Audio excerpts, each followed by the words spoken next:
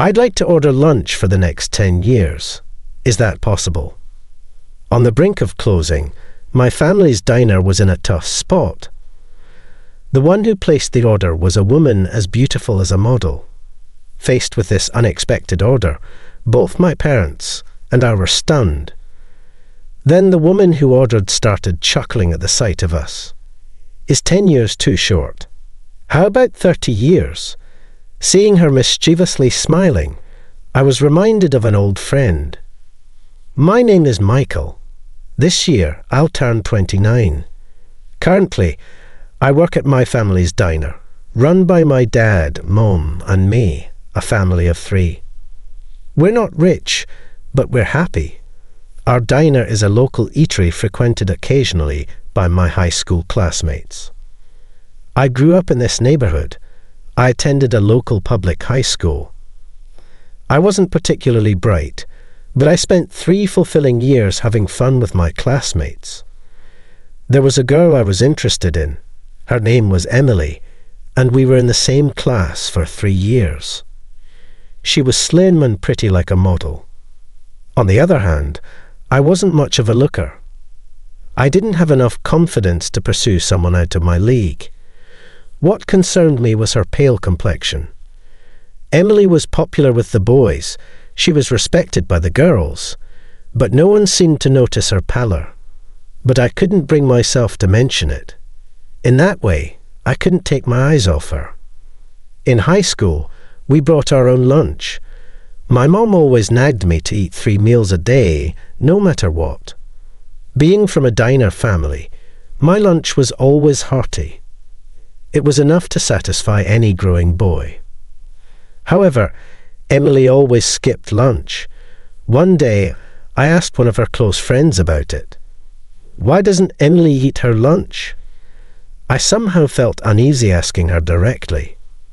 Oh, Emily is on a diet. She only eats 2 meals a day.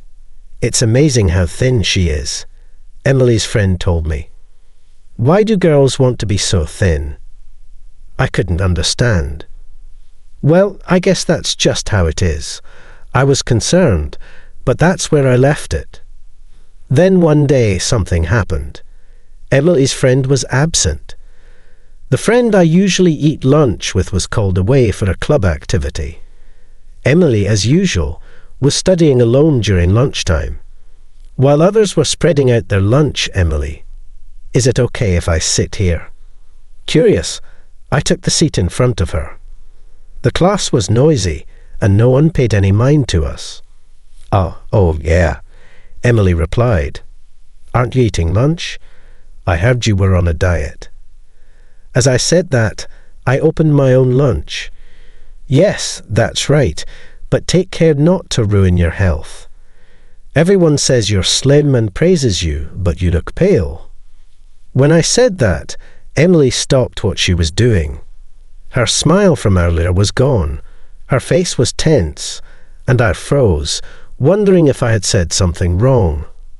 And no, but I do think you're beautiful. What I meant wasn't that you're unattractive or anything. Sorry, that was a poor choice of words. I really didn't mean any harm. Being on a diet is important too. I apologized. After hearing that, Emily's expression softened a bit. No, it's okay. You were just worried, right? With her smile, I hesitated and then took out sandwiches wrapped in plastic that I had brought separately for my lunch. Yeah, I'm worried, so this is me being meddlesome. Throw it away if it's a bother. I placed the sandwiches on Emily's desk. No, but really, don't throw it away. It's really good. Try it. I said that and stopped eating my lunch. Did you know my family runs a diner? A diner, the Harrisons' diner near the station. I'm the son of the diner owners. That's why it's good, I said. Emily hesitantly reached for the sandwiches. She took a small bite. For some reason, I felt relieved watching her as I continued eating my lunch. I had a sniffle. Emily. When I asked, Emily, with tears in her eyes, muttered, "It's delicious." My heart tightened. I had a feeling that something was up. If it's okay with you, I could be someone to talk to. There must be things you can't tell your friends, right? And with my words, Emily started to speak, little by little. I have a younger brother and sister. They're still little. I listened quietly to her story. But my father passed away 3 years ago, and now my mom is supporting us all by herself. So, I do the housework and take care of my siblings, even dropping them off and picking them up from daycare. I also cook the meals. Emily carefully took small bites of the sandwiches I gave her. Tears fell onto the sandwiches. So, we don't have much money.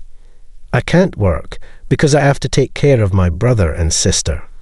But even in such a situation, my mom let me continue my studies. So I feel like I have to endure everything, wiping her tears. Emily said that with a smile. My dinner is usually leftovers for my brother and sister, and I hardly have time for breakfast. But I have to keep going. After listening quietly, I spoke up. Come and eat at our place. Bring your brother and sister too. Thank you, but I can't afford it. And just your thought is enough, Emily invited. But everyone thought she was on a diet. What was she really feeling? I had no idea about her situation and carelessly commented on her pale complexion. I never imagined she had such circumstances. I never thought about the happiness of being able to have 3 meals a day.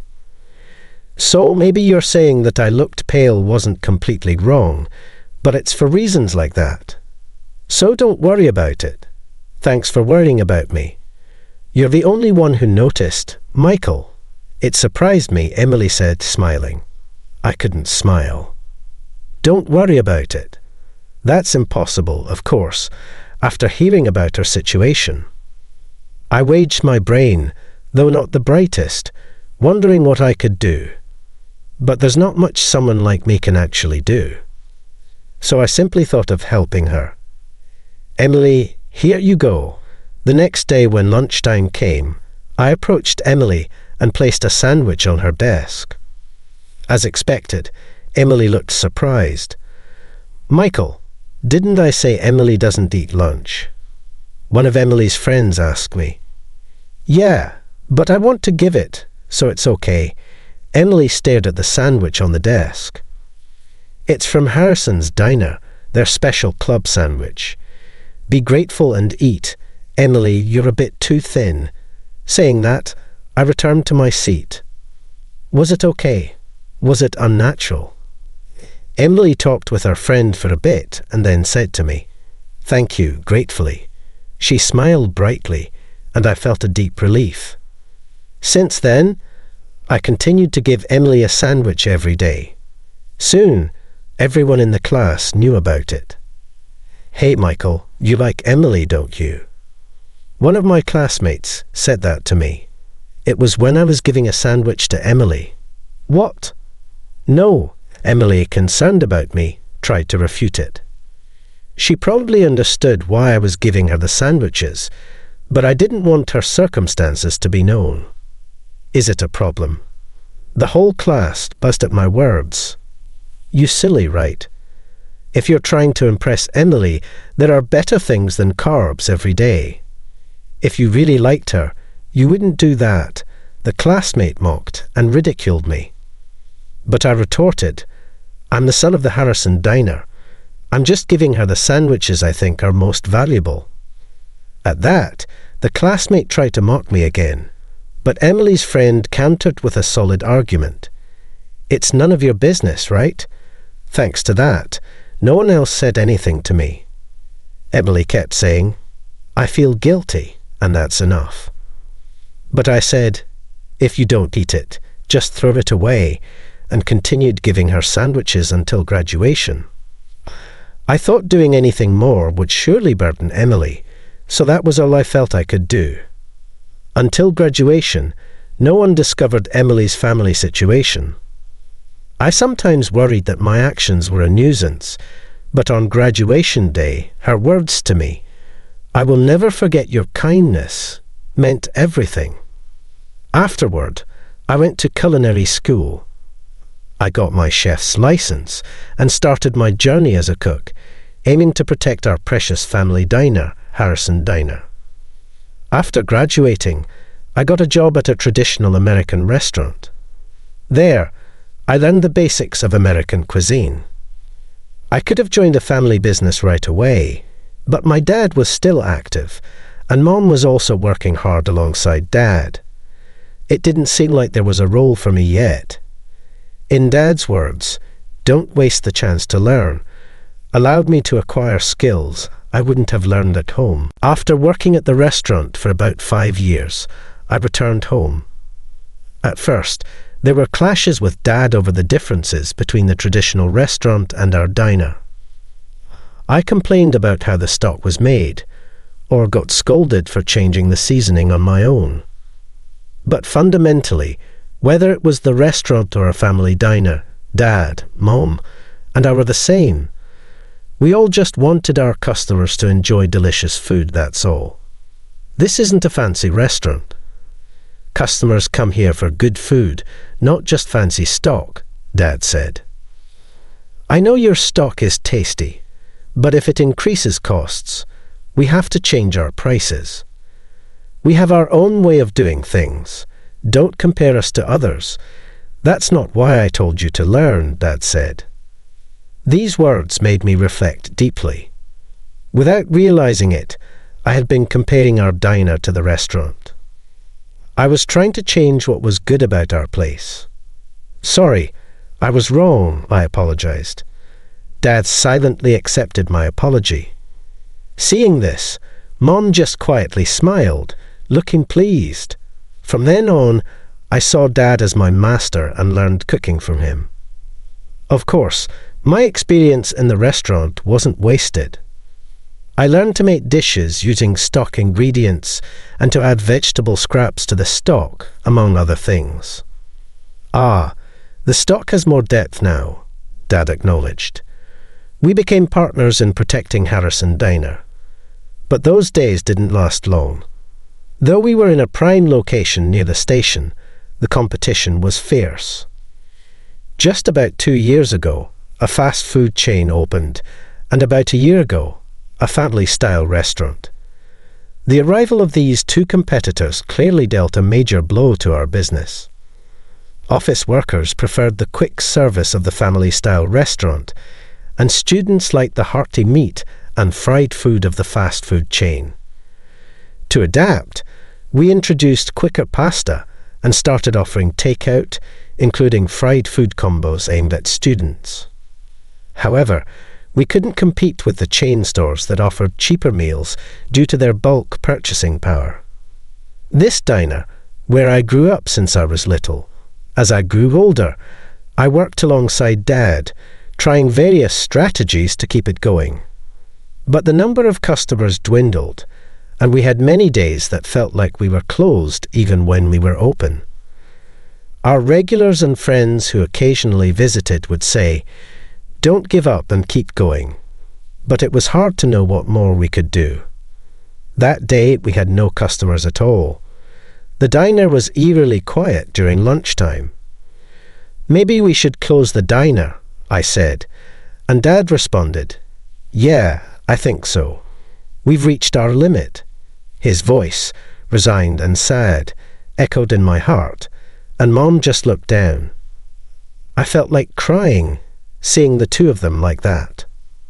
"Sorry, I know you did your best, but sometimes things just end, no matter what." Dad patted my shoulder. He was probably more inclined to cry than I was. The silence was broken by the sound of the door opening. We instinctively looked up. "Hello," I said brightly, as if to blow away the heavy air from earlier. Even if we were closing, I wanted to cherish every customer until the end. "Hello, how are you?" echoed Dad and Mom, also brightening up. The person who entered wasn't a regular. She was a slender, beautiful woman I didn't recognize. "Please, have a seat here," Mom offered as she removed her sunglasses. The woman said, "No, I'm not here for a meal." "Dad, Mom," and I froze at her words. Then the woman looked at me and smiled. "I'd like to order lunch for the next 10 years. Is that possible?" I blurted out. Surprised, both of my parents were equally stunned by this unexpected order. Then the woman chuckled at our reaction. "Is 10 years too short? How about 30 years? She joked with a mischievous smile. That smile triggered a memory in me. "Hey, it's been a while, Michael." It was her. I stepped forward. "Emily, is that you?" "Wow, it's been so long." Yes, the beautiful woman was Emily, the same classmate I used to give sandwiches to in high school. The unexpected reunion filled me with joy.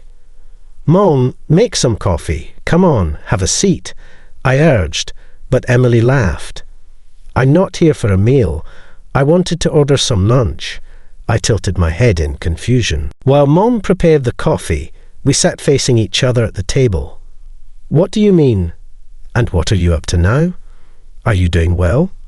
I asked, and Emily replied, "You didn't know. I'm kind of a celebrity now."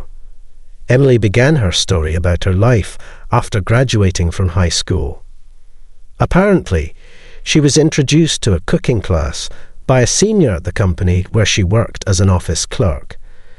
The class focused on nutritious and budget-friendly cooking. Being new, the class offered her a spot as a monitor. Concerned about her own pale complexion, which I had pointed out, and constantly worrying about her siblings' health, Emily was drawn to the class's focus on nutritious and budget-friendly cooking. Emily began arranging the recipes she learned in her cooking class and sharing them on social media. Of course, she knew there were people who couldn't afford to attend cooking classes, so she thought that by sharing her knowledge, she could help someone. Her teacher was pleased with her promotion and happily allowed her to continue. As a result, Emily's social media followers rapidly increased. This led to a book deal with a publisher, where she co-authored a recipe book with her cooking teacher. "Well, that's amazing," I said, smiling. I was genuinely happy for her. It seems like Emily's success is telling me that what I did was not a mistake. Well, it might be a bit of pride on my part. And now I'm a YouTuber and a culinary researcher, doing my own broadcasts, she added. "A YouTuber?" I exclaimed, surprised. And Emily laughed. "Is it that surprising?" The idea of being a YouTuber often implies being quite famous. It made sense when Emily mentioned she was somewhat of a celebrity. She seemed like someone from a different world.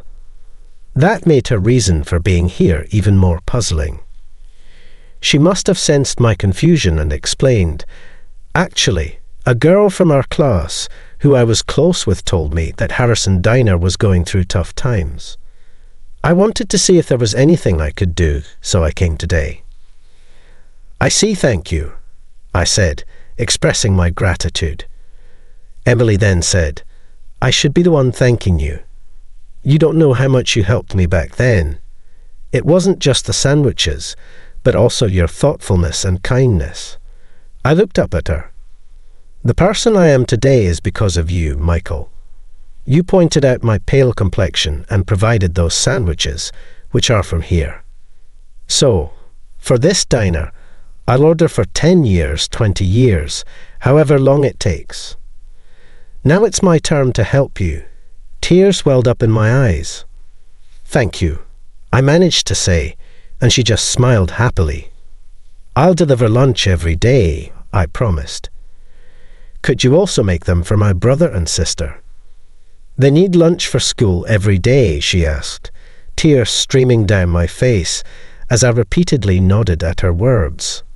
After that, Emily and I kept in regular contact. It wasn't just about the lunch. I didn't want to let this opportunity Emily gave me go to waste. Swallowing my pride, I asked Emily to teach me about cooking. I can't let pride waste an opportunity to learn, I thought. That was something Dad had told me after I graduated from culinary school. We started focusing on budget-friendly cooking to cut costs and creating nutritious meals to differentiate from other eateries. This approach attracted a younger clientele and, thanks to social media, brought in customers of all ages. Our diner regained its bustling atmosphere and our business stabilized. Emily promoted Harrison Diner's secret recipes on her YouTube channel, which also brought us great publicity. We built a new friendship, supporting and being supported by each other. One day while chatting, I said to Emily, "Hey, why don't you come and eat here with your brother and sister? You've been having our lunch, but you've never visited the diner, right? Your mom is welcome too." Emily was delighted by my invitation. Back in high school, I had once suggested bringing your brother and sister along, but at that time, Emily declined, saying she couldn't afford it. Of course, I never intended to charge her then or now. I just wanted to make her happy. On the day of closing, I opened the diner and cooked for the 4 of them. "What would you like to order?" I asked. They looked at each other and then said, "Some sandwiches, please, sandwiches." I was taken aback. Sandwiches weren't on the menu. Although I used to boast about Harrison Diner's special sandwiches, those were just something Mom made. "I really wanted my mom, brother, and sister to taste your family sandwiches," Emily said. To her, those sandwiches were something special. I smiled and served them a simple meal of sandwiches, soup, and salad. Watching them happily savouring the food was incredibly fulfilling. Afterward, Emily's brother and sister left with their mother for their evening classes. They thanked me, looking happy, which I appreciated greatly. Left alone, Emily offered to help with the dishes, but I declined. It was my job after all. "It was really delicious. Thank you for making it again," she said. Well, back then, it was either Mom or me who made them, but actually it was mostly Mom. I confessed. I knew it. There were times when they were a bit different, she laughed. "Really sorry, that must have been me," as I hardly apologized. Emily shook her head, laughing. "No, I was happy, and even when they teased you about liking me, you sacrificed yourself to make it easier for me, when in fact, I was the one who liked you, really." I was stunned as Emily blushed slightly. I looked at her, fled as she continued, "I want to be there for you, Michael, to support you." I nodded at her words and said, "And I want to be someone who can help you whenever you need it." Eventually, Emily and I went from being friends to lovers and got married. Years later, Harrison Diner and Emily's YouTube channel are still very popular. Emily has gained a little weight. She seems self-conscious about it. But when I tell her, "You're the most beautiful now," she smiles happily.